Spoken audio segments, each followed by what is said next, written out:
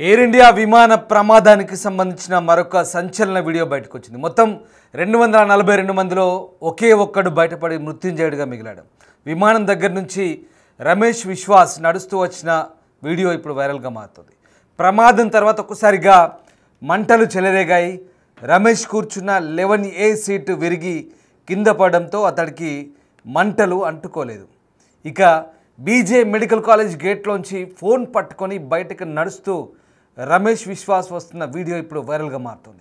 తాను అదే విమానంలోంచి బయటపడ్డానంటూ అక్కడున్న వాళ్లకు వివరించాడు రమేష్ విశ్వాస్. వెంటనే అతన్ని అంబులెన్స్లో సిబ్బంది తరలించారు. ప్రస్తుతం ఆసుపత్రిలో చికిత్స పొందుతున్నాడు రమేష్.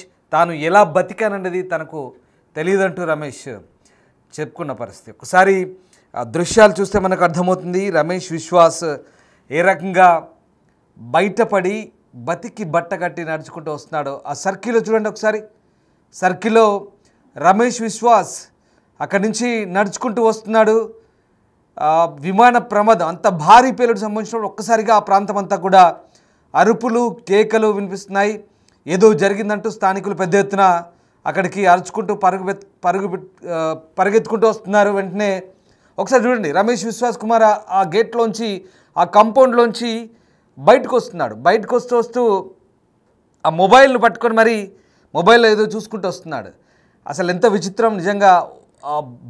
బ్రతికి బయటపడి మృత్యుంజయుడిగా మారి అసలు చాలామంది ఆ ప్రమాద ఘటన తీవ్రత చూస్తే కనుక ఖచ్చితంగా ఒక్కరు కూడా బతికే అవకాశం లేదన్నది ప్రమాదం జరిగిన వెంటనే నిర్ధారించుకున్న పరిస్థితి. కానీ ఆ వ్యక్తి చూడండి, నిజంగా మృత్యుంజయుడు అంటే ఇలాగే ఉంటారేమో బహుశా. ఈ వీడియో మనకు కళ్ళకు కట్టినట్టు కనిపిస్తుంది. ఒకసారి వెనుక ప్రమాద తీవ్రత చూడండి. అంత భారీ పేలుడులో ఆ మంటల్లోంచి ఈ రమేష్ విశ్వాస్ ఎలా నడుచుకుంటూ వస్తున్నాడు. ఒక్కసారి స్థానికంగా అప్పుడు ఆ పరిస్థితి చోటు చేసుకున్నప్పుడు స్థానికంగా ఉన్నటువంటి ప్రమాద తీవ్రతకు సంబంధించిన దృశ్యాలు, అలాగే అక్కడ ఎలాంటి పరిస్థితులు ఉన్నాయో అరుపుల కేకలు ఒకసారి మీరే వినండి.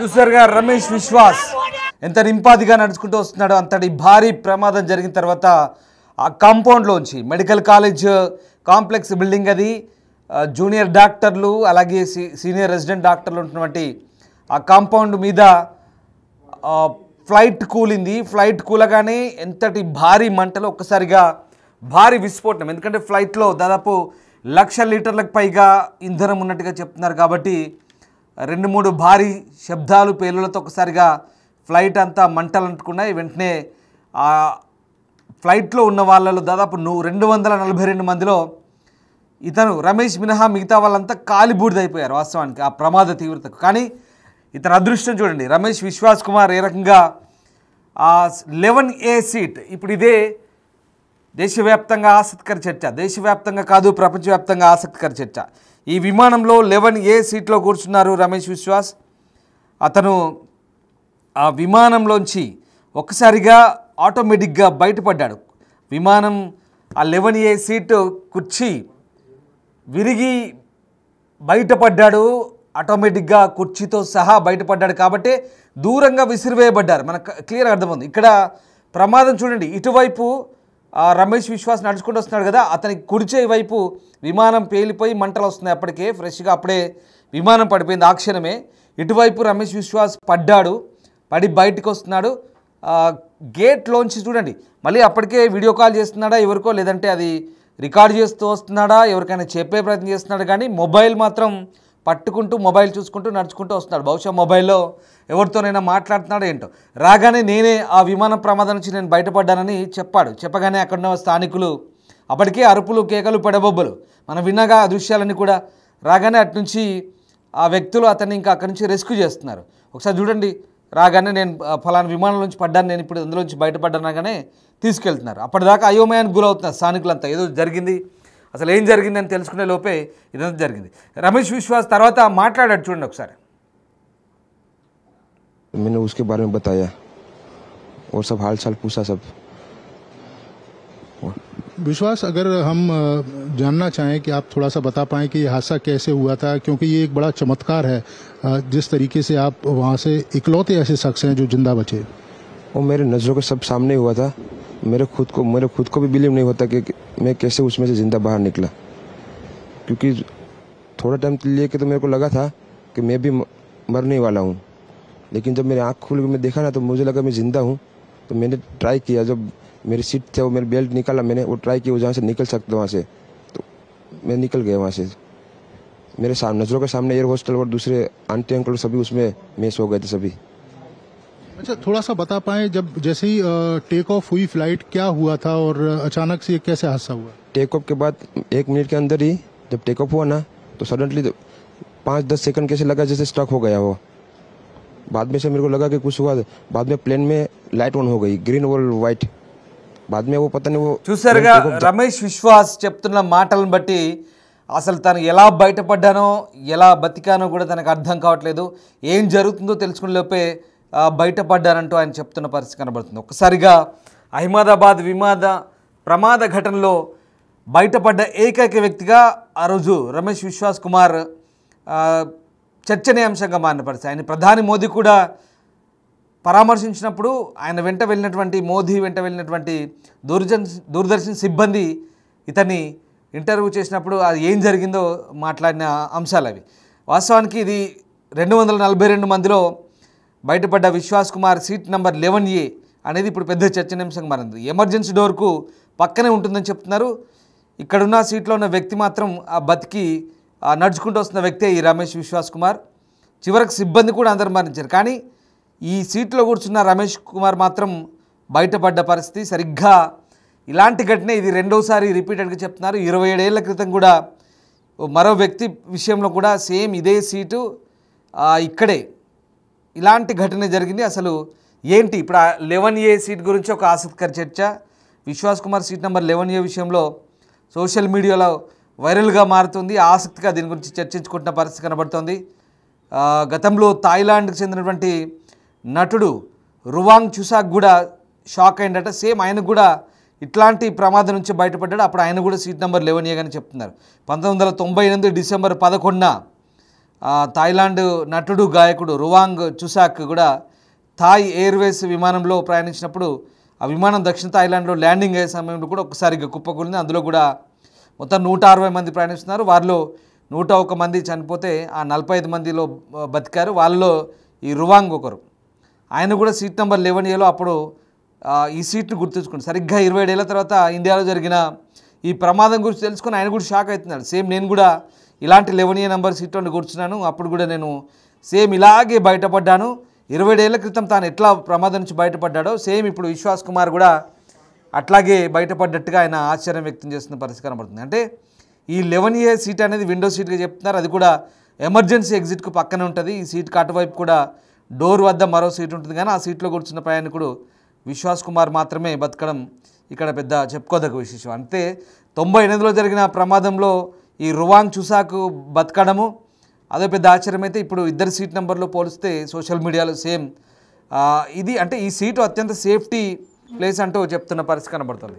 సో మొత్తం మీద అంటే ఈ ప్రమాదానికి సంబంధించిన అధ్యయనాల్లో ఆ సీట్కి అంత ఇంపార్టెన్స్ లేనప్పటికీ అది యాదృచ్ఛికంగా జరిగిన పరిస్థితి. అప్పట్లో 98లో అలాగే జరిగింది, ఇప్పుడు 2025లో కూడా ఇలాగే జరిగింది. సో ఆ 11A సీట్ నెంబర్ గురించి పెద్ద ఆసక్తి వచ్చింది. రైట్, ఒకసారి మనం ఆ దృశ్యాలు చూస్తే, ఇది చూడండి ఎక్స్క్లూజివ్గా ఆ దృశ్యాలు చూస్తున్నాం. అప్పుడే ప్రమాదం జరిగిన వెంటనే చూడండి ఆ కంపౌండ్లోంచి ఎలా నడుచుకుంటూ వస్తున్నాడు,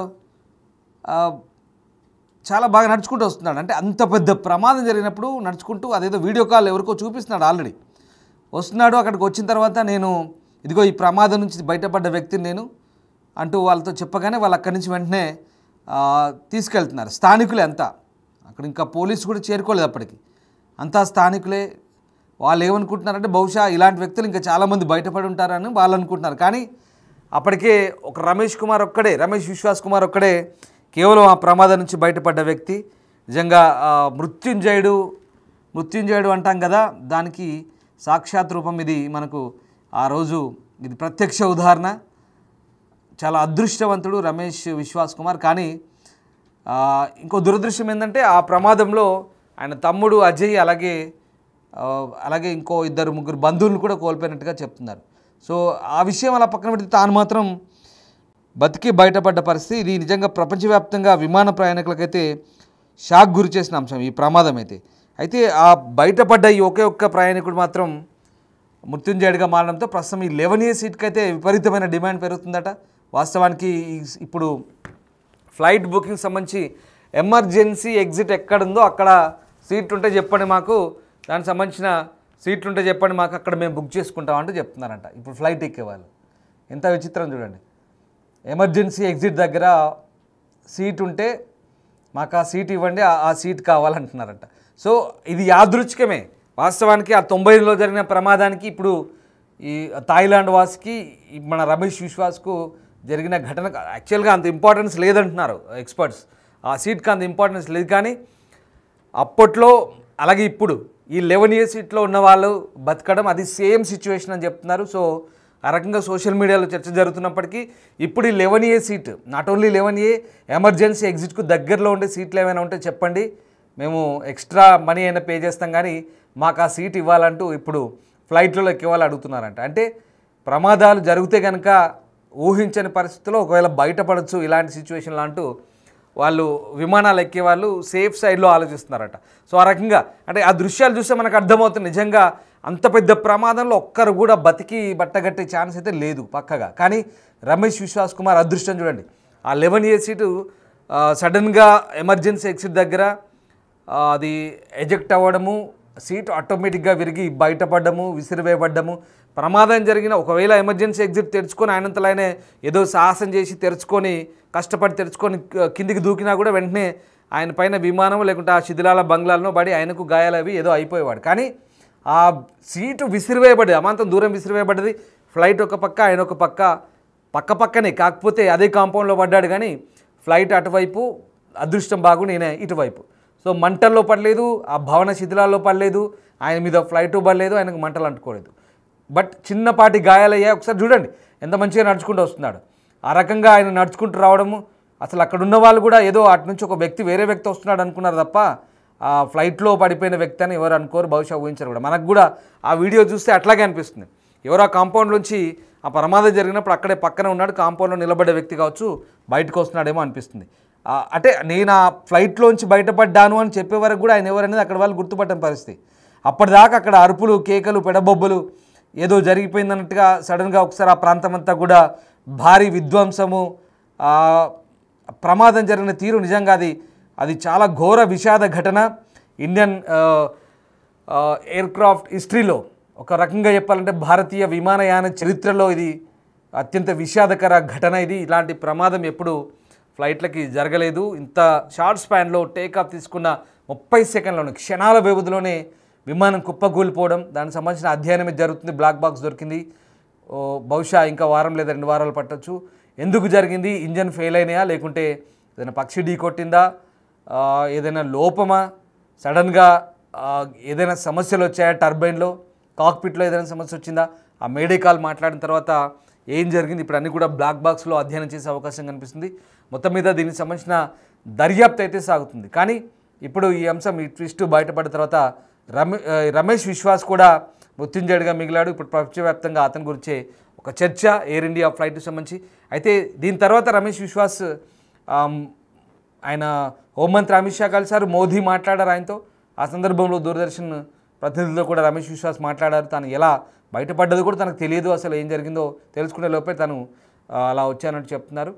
ఒకసారి రమేష్ విశ్వాస్ ఏం మాట్లాడారో చూద్దాం.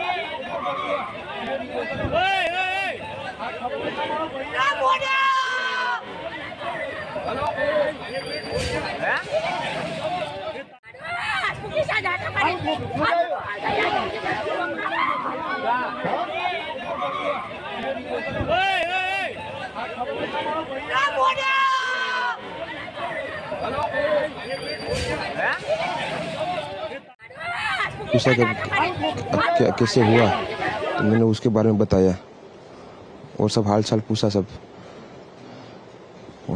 विश्वास, अगर हम जानना चाहें कि आप थोड़ा सा बता पाएं कि ये हादसा कैसे हुआ था, क्योंकि ये एक बड़ा चमत्कार है जिस तरीके से आप वहां से इकलौते ऐसे शख्स हैं जो जिंदा बचे। वो मेरे नज़रों के सब सामने हुआ था। मेरे खुद को भी बिलीव नहीं होता कि मैं कैसे उसमें से जिंदा बाहर निकला, क्योंकि थोड़ा टाइम लिए कि तो मेरे को लगा था कि मैं भी मरने वाला हूँ, लेकिन जब मेरी आँख खुल के मैं देखा ना तो मुझे लगा मैं ज़िंदा हूँ। तो मैंने ट्राई किया, जब मेरी सीट थे वो मेरी बेल्ट निकाला, मैंने वो ट्राई किया जहाँ से निकल सकता वहाँ से, तो मैं निकल गया वहाँ से।